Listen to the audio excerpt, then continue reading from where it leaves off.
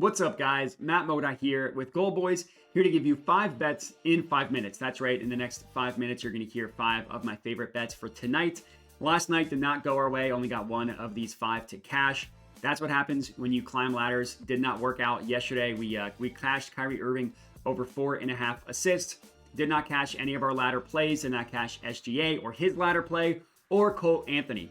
As for tonight, we're going right back to it. We got some ladder plays. Let's start with Jalen Brunson over 26.5 points. Let's go ahead and ladder him up to 30 plus points as well. This one is definitely going to feel scary. You know, Jalen Brunson has only hit 27 or more points in 8 of 24 games this year. Of those 8, he scored 30 in 7 of them. So if you're going to take 26.5, might as well go 30 plus. But there's no doubt about it. Scoring is down for Jalen Brunson this year, 100%. He's averaging about 25 points per game. Last year in the regular season, he averaged 28.8.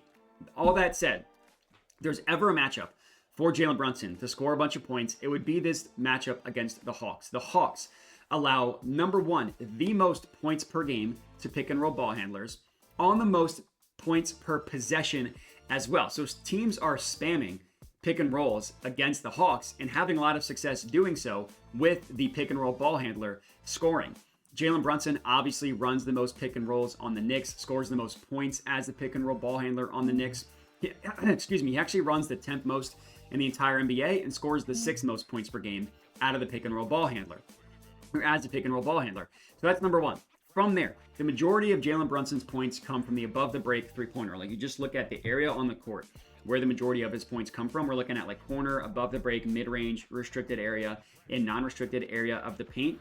Above the break is where the majority of his points come from, and the majority of that comes from pulling up. The Hawks allow the most made above the break three-pointers in the NBA and the most pull-up three-point attempts as well. It's the perfect matchup for Brunson, who I think is going to come out of his scoring woes, give us 30 tonight like he just did 2 games ago against the Pistons.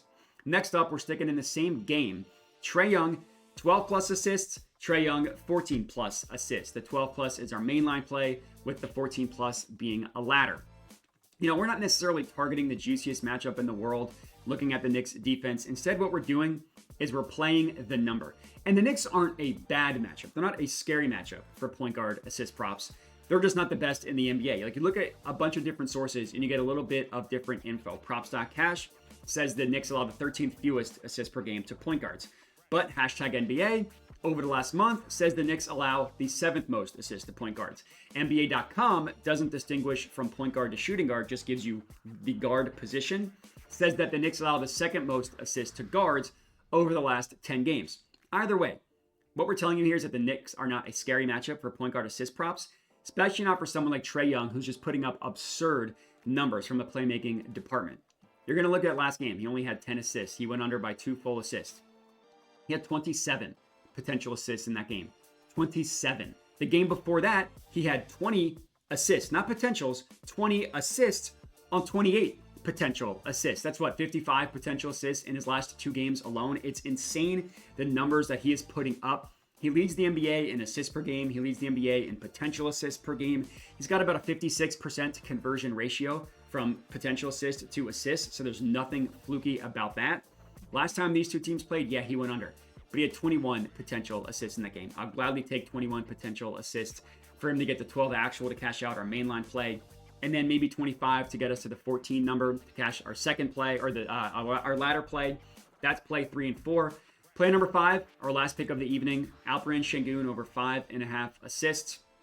This one, not laddering, just taking it as our mainline play. But Şengün's been really, really good as a playmaker. Looking at his last 7 games, he's hit 6 or more assists in 5 of them. Both times he went under. He had exactly 5, and he's averaging over 13 potential assists in his last 7 games as well.